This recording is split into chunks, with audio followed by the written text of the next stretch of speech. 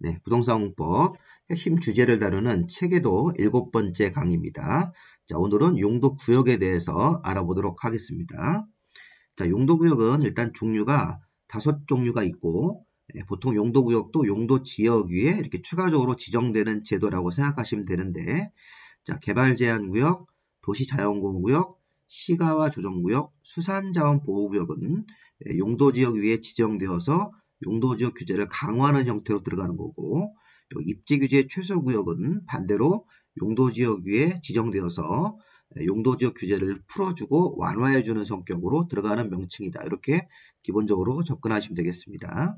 자, 주의할 점은 이게 용도구역이 이렇게 5종류가 있고, 국토계획법은 맨 뒤에 배우는 개발밀도 관리구역, 용적률을 50% 강화하는 곳이죠. 그리고 기반시설 부담구역, 기반시설을 의무적으로 설치하는 곳, 요 기반시설 부담구역은 용도구역이 아니다. 이렇게 그 두 가지는 구분해 놓으셔야 됩니다. 자, 개발밀도관리구역하고 기반시설 부담구역은 용도구역이 아닙니다. 자, 용도구역은 여기 나와 있는 요 5가지가 용도구역입니다. 자, 그러면 용도구역의 지정 목적과 지정 절차를 볼 건데, 자, 지정 목적이 용도지역 및 용도지구의 행위 제한을 보다 강화하거나 완화하는 것, 앞에 설명드렸듯이 이 4가지 명칭들은 강화하고 아까 입지규제 최소구역은 완화하는 효과가 있으니까 용도구역의 지정 목적은 용도지역의 행위 제한을 강화, 완화한다고 하셔야 돼요. 이 강화만 한다고 하시면 안 됩니다. 그리고 규제를 따로 정함으로써 시가지의 무질서한 확산 방지, 단계적 토지 이용을 도모하기 위해서 이 절차는 도시관리계획의 입안 결정 절차인 도시관리계획 결정으로 지정하는 지역이다. 이렇게 접근하시면 되겠습니다. 자, 강화 완화가 중요한 포인트고요.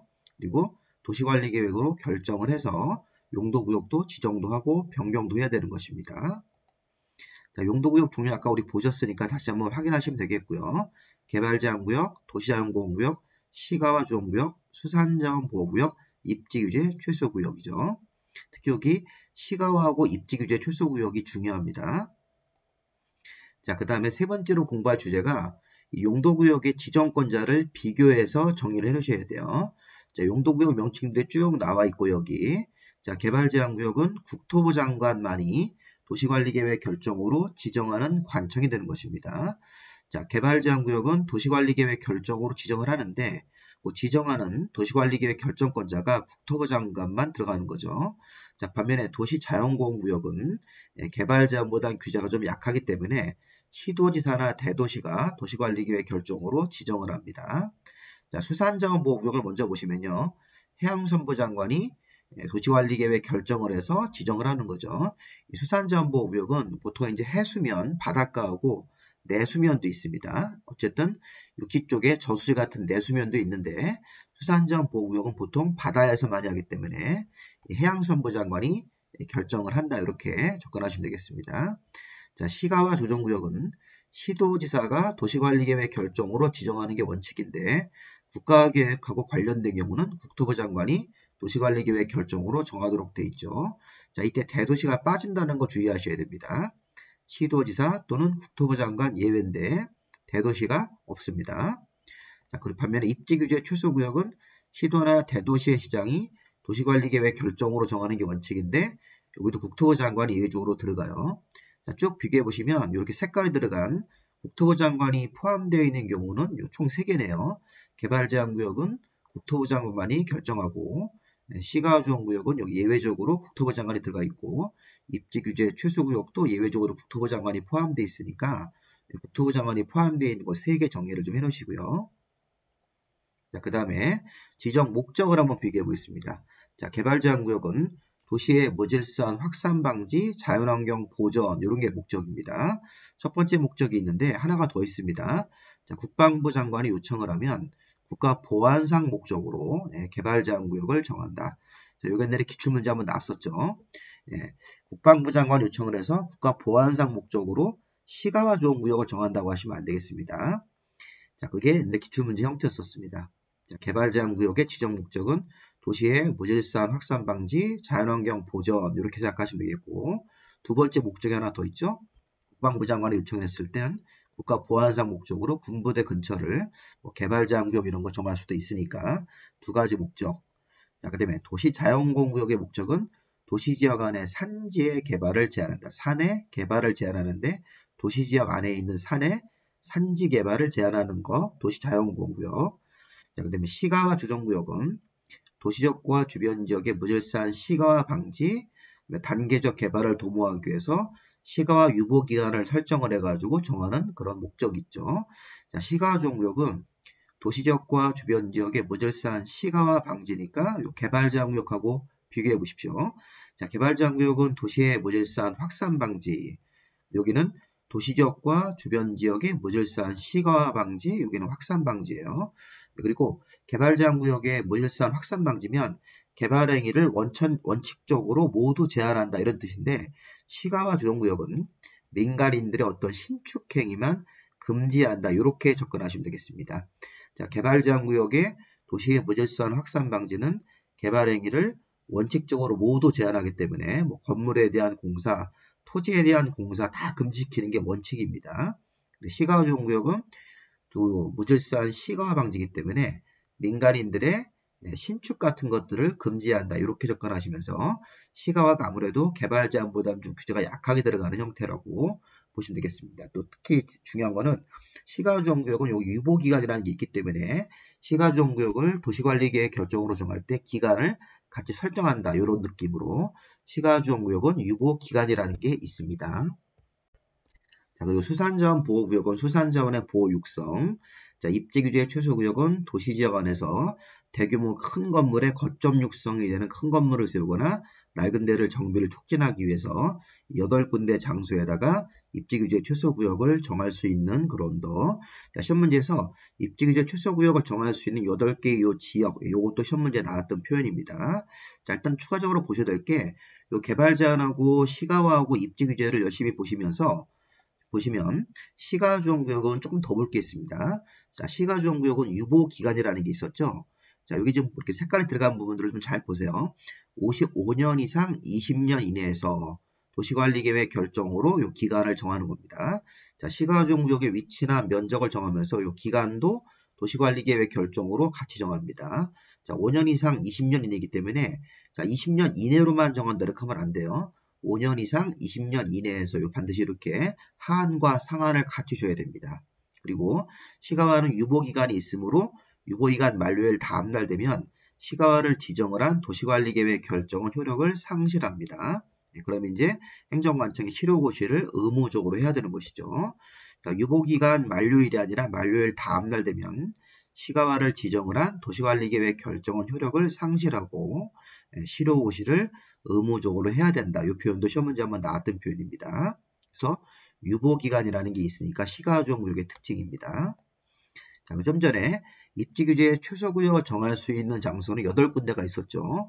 여기 보시면 도심, 부도심, 철도역이나 터미널, 항만 같은 것들이 있는 주변 지역들, 지역하고 주변 지역들, 그 다음에 3번, 4번, 그 다음에 6번이 중요한데 자, 3개 이상 대중교통이 교차하는 결절지로부터 1km 이내, 그 다음에 정비법상 노후를 향한 건물이 밀집한 주거지역 또는 공업지역이에요. 자, 3번을 2개 이상 대중교통이 교차하는 결절지로부터 5km 이내 이런 식으로 바꿀 수 있으니까 3번을 잘 보시고 또 4번도 주거지역 또는 공업지역이죠. 노후를 향한 건물이 있는 주거지역, 공업지역을 상업지역으로 바꿀 수 있습니다. 이렇게 하면 안 되죠.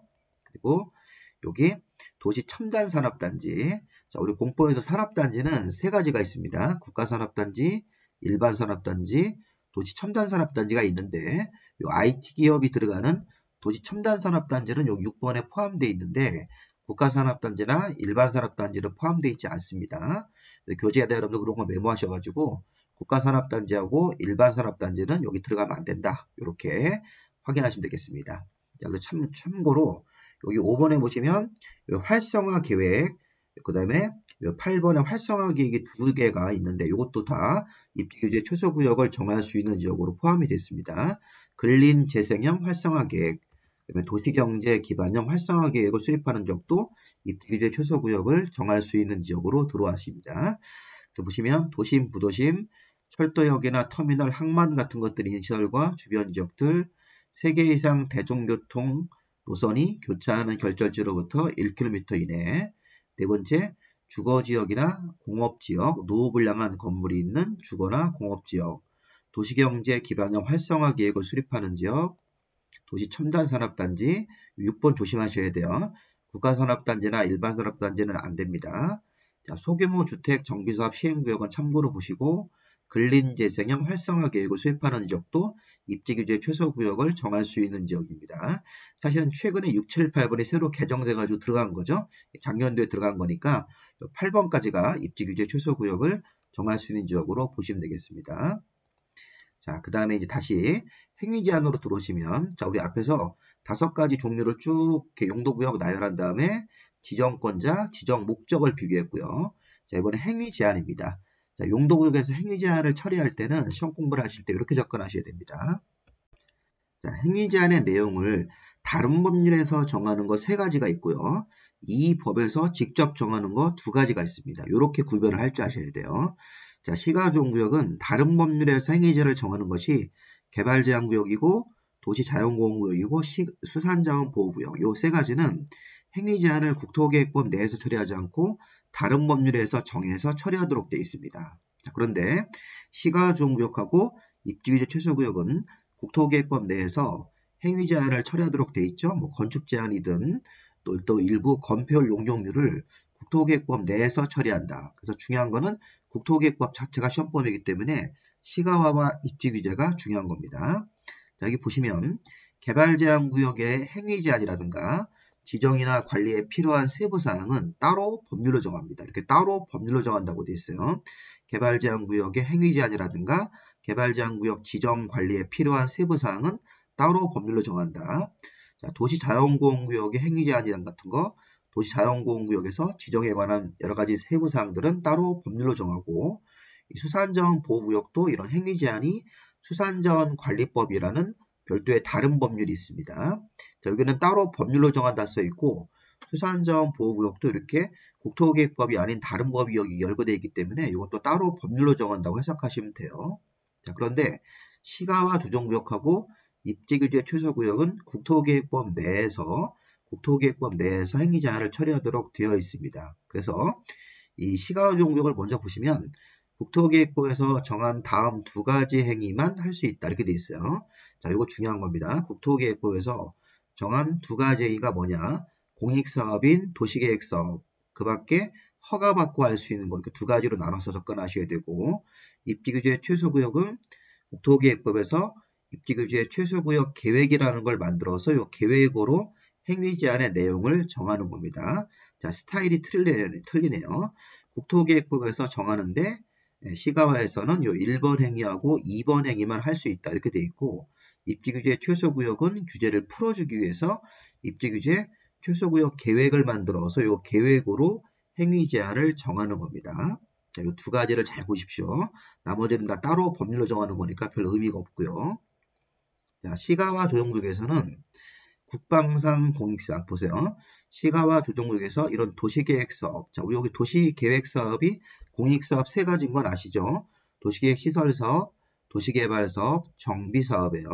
그럼 시가와에서는 이런 도시계획사업 같은 공익사업도 국방상 공익상 불가피하여 중앙행정기관의 장이 요청을 하고 국토부 장관이 인정하는 사업만 할 수 있습니다. 밑줄 친 부분, 중앙행정기관의 장이 요청을 하고 국토부 장관이 인정하는 도시계획사업만 할 수 있는 거예요. 자, 만약에 시가와 조정구역이 아닌 나머지 지역에서는 도시계획사업을 관련 절차에 따라서 그냥 하면 되는 거예요. 근데 시가와 조정구역에서는 도시계획사업을 하려면 국방상 공익상 불가피하고 중앙행정기관의 장이 요청을 하고 국토부 장관이 인정하는 이런 것들이 모두 맞아야지만 할 수 있으니까 간단하게 국토부 장관이 인정하는 사업 이렇게 되면 중앙행정기관의 장이 요청을 하고 국토부 장관이 인정하는 도시계획사업만 할 수 있다 이렇게 정리를 하시면 되겠고요. 그러면 도시계획사업을 제외한 나머지 행위가 여기 써 있는 것들입니다. 이거 잘 보십시오. 자, 시가화에서 허가를 받아 가능한 행위들이 또 있습니다. 자, 시가화에서 도시계획사업은 중앙행정기관의 장이 요청을 하고 국토부 장관이 인정하는 사업만 할 수 있고, 그 도시계획사업이 아닌 나머지 사업은 자, 허가를 받아서 요 1번부터 8번까지 열거된 요 대표적인 요 행위만 할 수 있습니다. 여기 써 있는 것들, 요 열거된 것들만 할 수 있는데 이 노란색 행위가 뭐냐면 신축이 안 되고 증축이나 개축, 재축이 된다는 것입니다. 자, 시가화에서는 허가를 받아서 주택의 증축, 종교시설의 증축 같은 것들을 할 수 있습니다. 시가화의 기본 목적이 민간인들의 어떤 신축을 못하게 하는 거기 때문에 민간인들이 짓는 주택이라든가 종교는 증축밖에 안 되죠. 이것도 사이즈가 또 있어요. 주택은 기존 면적 포함해서 100제곱미터 이내, 종교도 기존 연면적의 200% 초과하지 않게, 기존 연면적의 2배를 넘어가지 않게끔, 그리고 기존 건축물일 때는 개축이나 재축 같은 그런 고치는 행위들도 가능하다. 허가받아서. 그럼 주택의 신축 같은 건 안 되는 거죠. 종교시설도 신축이 안 됩니다. 자, 그런데 요 1번하고 3번, 4번은 신축이 되는 거예요. 축사나 창고, 양어장 같이 농사짓는데 필요한 건물, 양어장 같은 건물들은 어업에 필요한 건물들은 건축이라는 표현을 썼기 때문에 허가를 받으면 신축, 증축, 개축, 재축이 다 된다고 볼 수 있습니다. 주택은 증축밖에 안 되는데 축사나 창고나 양어장은 이 건축이라는 표현을 썼기 때문에 신축, 증축, 개축, 재축을 다 할 수 있다. 허가받아서. 그리고 마을 공동으로 쓰는 새마을회관 같은 것들도 설치가 신축입니다. 공익설, 공용설, 공공설도 주로 이게 보건소나 파출소 같은 관공서이기 때문에 공짜 들어가는 건물도 설치가 돼요. 자, 이 표현을 잘 보실 때는 노란색 주택의 증축, 자, 기존 건축물의 개축, 재축, 종교의 증축이니까 이런 것들은 신축이 안 된다는 겁니다. 이런 걸 시험 문제에서 속일 수 있습니다. 시가화에서 주택은 허가를 받아서 신축할 수 있다는 건 안 됩니다. 시가종류에서 종교시설을 기존 연면적 200% 초과하지 않게끔 신축할 수 있다 이렇게 하면 안 됩니다. 주택이나 종교는 증축, 그 다음에 기존 건축물로 인정받으면 개축이나 재축도 가능하다. 축사나 창고는 건축, 마을 공동이나 공익, 공용, 공공설 같은 관공서들은 설치이기 때문에 요 구별하셔가지고 잘 보십시오. 자, 여기 써 있는 것들은 모두 다 허가 받고 하셔야 됩니다. 허가 안 받고 하시면 다 위법입니다. 1번부터 8번까지는 다 허가 받고 하는 것들. 참고로 임목의 벌채 조림 육림, 토석 채취, 토지 합병 분할 이런 것들도 허가를 받고 할 수 있는 것들이니까 참고로 읽어보시 기 바랍니다. 자, 시가화 조정국에서 좀 전에 우리 허가받는 행위들이 있었죠. 시가화에서 그 특광시원수가 허가권자인데 특별광역자치시와 자치도 시장문수가 허가권자인데 허가할 때 자, 그 당행위가 주변의 도시계획 사업에 지장을 주는지 여부에 대해서 도시계획 사업 시행자가 있으면 의견을 듣고 허가를 내줘야 되고요. 그리고 허가 없이 개발행위 하거나 부정한 방법으로 허가를 받아서 개발행위를 하게 되면 3년 이하의 징역, 3천만 원 벌금이니까 이런 의견 청취도 우리가 추가적으로 이렇게 한번 읽어보시기 바랍니다. 허가할 때 주변에 도시계획 사업 시행자가 있을 때는 도시계획 사업 시행에 방해가 되면 안 되니까 의견을 듣고 허가를 내줘야 된다. 허가권자가. 그리고 무허가로 개발행위했을 때는 3년 이하의 징역, 3천만 원 이하의 벌금. 자, 시가화 조정국에서 하나 특이한 점이 하나 있는데 이런 거 추가적으로 좀 알아두십시오.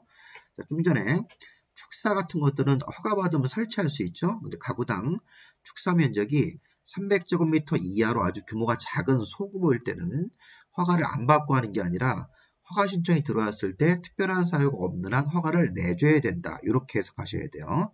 자, 가구당 축사 면적을 300제곱미터 이하로 설치할 때는 특별한 사유가 없으면 허가를 내줘야 된다. 의무적 허가라고 합니다. 이런 거 한번 추가적으로 한번 읽어보시기 바랍니다. 이런 것도 시험 문제에서 가구당 축사 면적을 300제곱미터 이하로 설치할 때는 허가 없이 할 수 있다. 이렇게 속일 수 있으니까 그러면 안 됩니다. 허가를 받고 해야 되는데 허가 신청이 들어갔을 때 허가를 내줘야 된다. 특별한 사유가 없으면. 자, 그 다음 우리 입지규제 최소구역 쪽 한번 보겠습니다. 아까 입지규제 최소구역은 시가화랑 스타일이 좀 달라요. 국토계획법 내에서 처리하는 건 맞는데 시가화에서는 도시계획사업은 아까 중앙행정기관의장이 요청을 하고 국토부 장관이 인정하는 사람만 하는 거고 그 밖에 허가받고 하는 것들이 쭉 열거돼 있었죠. 근데 시가화가 아닌 입지규제 최소구역 안에서는 입지규제 최소구역 계획을 수립해서 행위 제한 내용을 정합니다. 그래서 여기 보면 여기 최소구역 계획, 입지규제 최소구역 계획에는 이런 내용들이 포함돼요.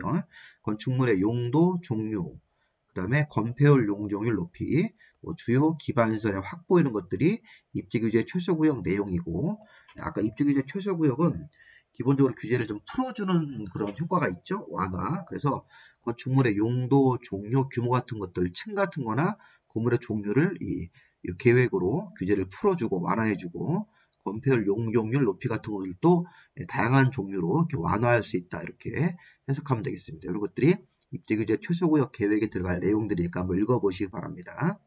그리고 자, 입지규제 최소구역에서 중요한 게 뭐냐면 이 최소구역 안에서는 관련 규정 4가지를 배제해서 이런 규정들은 적용하지 않고 자체적으로 따로 규정을 만들어서 처리하는 게 있는데, 주택법상 주택의 배치, 주차법상 부설주차장, 자, 문화예술진흥법상 미술작품, 건축법상 공개공지 규정은 입지규제 최소구역 안에서 규제를 풀어주기 위해서 이런 법에 있는 요 4가지 규정은 배제를 하고요.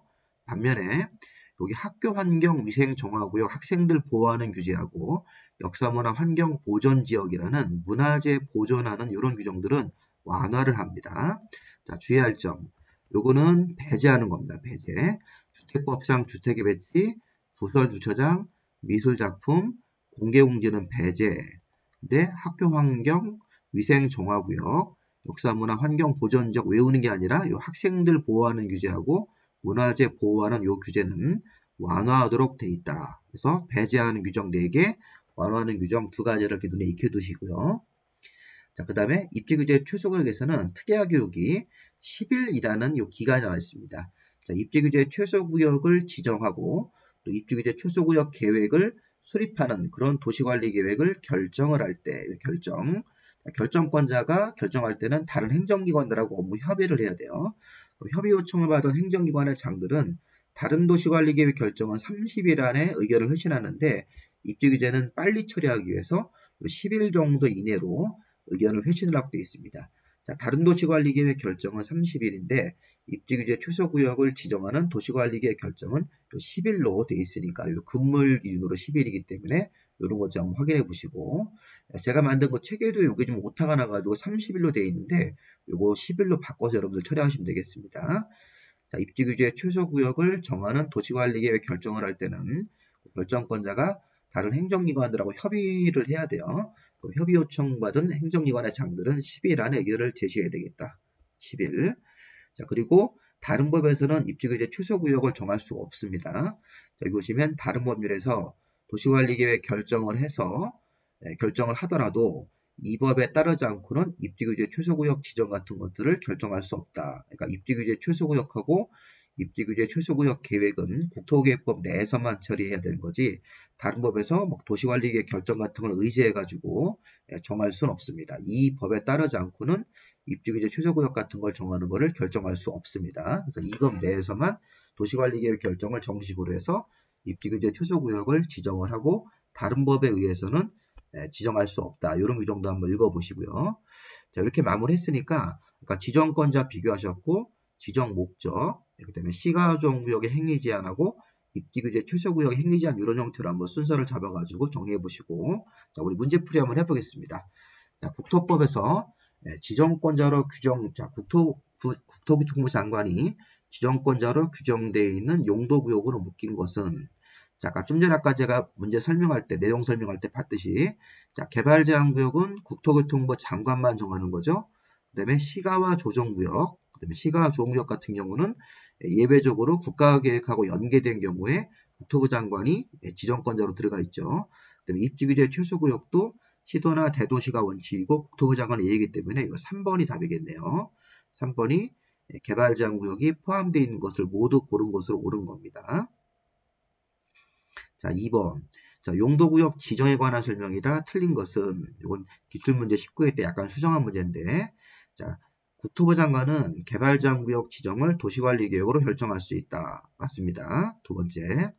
국토부 장관이 도시자연공원구역 지정을 도시관리계획으로 결정할 수 있다. 이렇게 되면 안 되죠. 자, 도시자연공원구역은 시도나 대도시가 결정하는 거죠. 국토부 장관은 들어가시면 안 됩니다. 자, 2번이 답이겠네요. 자, 그 다음에 시도나 대도시 국토부 장관이 입지규제 최소구역 지정을 도시관리계획으로 결정하는 것 맞습니다. 자, 시도지사가 직접 또는 이렇게 요청을 받아서 시가조정구역 지정 도시관리계획 결정할 수 있다가 원칙이에요. 시도의사가 도시관리계획 결정하는 게 원칙이죠. 시가조정구역. 다만 국가계획하고 연계됐을 때는 국토부 장관이 지정 변경을 결정할 수 있습니다. 맞고 해수부 장관이 수산자원 보호구역을 지정 결정하는 거 맞으니까 답은 아까 2번을 정답으로 보시면 되겠습니다. 3번.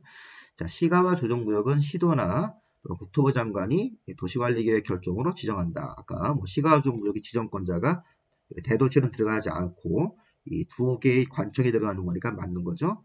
자, 시가와 조정구역은 유보기간이 있어요. 5년 이상 20년 이내 범위 안에서 도시관리계획으로 결정하는 거 맞죠?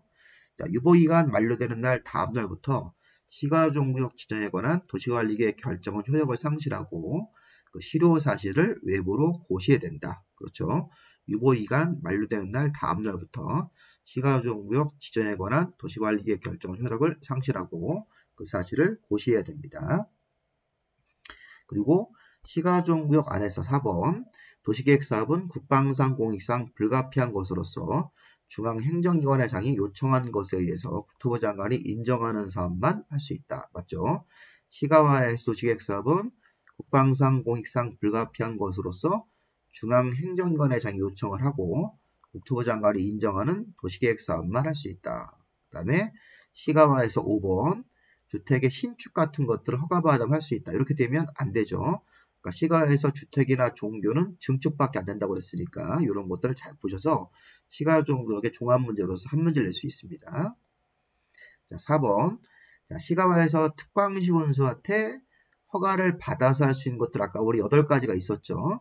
자, 보시면 축사나 창고, 농사짓는 데 필요한 건물들은 건축이라고 써도 되는 거죠. 허가 받아서 할 수 있고요. 그 다음에 이 공동, 공익, 공공 같은 것들은 설치하면 허가 받으면 할 수 있는 거죠. 이렇게. 자, 공공, 공용 같은 것들도 설치, 허가 받으면 할 수 있습니다. 신축 둘 다 가능하고 기존 건축물일 때는 개축이나 재축 정도를 할 수 있다. 허가 받아서. 도시계획 사업은 허가받아서 하는 게 아니에요. 도시계획 사업은 국방상 공익상 불가피하고 중앙행정기관에 요청을 해서 국토부 장관이 인정하는 도시계획 사업만 할 수 있다. 이렇게 다 맞추셔야 됩니다. 시가와는 굉장히 규제가 세서 국방상 공익상 불가피하고 중앙행정기관의 장이 요청을 하고 이렇게 그다음에 국토부 장관이 인정하는 사업만 할 수 있다. 이렇게 들어가는 거지 허가받고 하는 사업이 아닙니다. 요거 4번, 2번을 답으로 보시면 되겠습니다. 자, 그 다음에 입지규제 최소구역을 정할 수 있는 지역으로 틀린 것은 자, 여기 도심, 부도심, 철도역이나 터미널, 항만 같은 것들이 있는 그 지역, 주변 지역들 3개 이상 대중교통 결절지로부터 1km 이내 자, 4번 틀렸죠. 국가산업단지나 일반산업단지가 아니고 도시 첨단산업단지가 돼야 됩니다. 자, 근린재생형 활성화 계획을 수립하는 지역 이것도 맞죠? 4번이 정답입니다. 4번 이렇게 보시면 되겠습니다. 자, 그 다음에 입지규제 최소구역안에서 배제할 수 있는 규정이 아까로 4개 있었는데 주택의 배치, 불사주차장, 미술작품, 공개공지는 배제 규정인데 학교 환경 위생 정화구역 규정은 완화하는 규정이기 때문에 이거 구별하셔서 답을 5번으로 체크하시면 되겠죠. 네, 이렇게 마무리하시고 체계도 구입이 필요하신 분들은 저한테 문자를 알려주시면 되겠고 일단은 이메일로 원고를 먼저 받으셔 보시면 체계 구성 원리를 알 수 있으니까 편안하게 그냥 이메일 저한테 주시면 문자로 이메일 알려주시면 관련 그 자료들 제가 보내드릴 테니까 한번 읽어보시고 구입 의사 알려주시면 되겠습니다. 자, 다음 강의는 행위제한 특례 내용들로 인사드리겠습니다. 여기까지 마무리하겠습니다.